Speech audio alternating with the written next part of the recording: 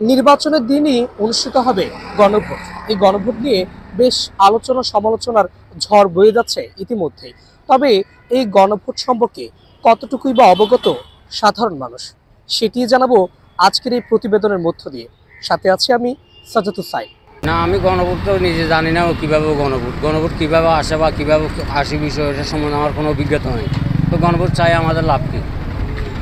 মনে করেন যেটা মানুষের চাই ওটাই যোগ্যতা, মানুষের জন্য আমাদের জন্য কামনা। নির্বাচনের দিন এটা গণভোট হলে এরা ভালো বুঝবে, আমরা বুঝবো সাধারণ মানুষ। গণভোটটা সাধারণ মানুষের অবগত না গণভোটটা কী জিনিস। ধরেন আমরা হয়তো 100-এ 30% জানতেছে গণভোটটা কী, আর 70% এটা অজ্ঞ। তো আমরা গণভোটের পক্ষে না। যেখানে 70% মানুষ অজ্ঞ, ওখানে গণভোটের পক্ষে আমরা না। এক্সট্রিম মশার কয়েল প্ল্যান্ট ফাইবার দিয়ে তৈরি, ডেঙ্গু চিকুনগুনিয়া বাহি সহ যে কোনো মশার বিরুদ্ধে দেয় এক্সট্রিম সুরক্ষা। গণভোট সম্পর্কে জানেন কিনা? না, জানি না। এখন মনে দিলে জানবো, আর না দিলে কেমনি জানবো।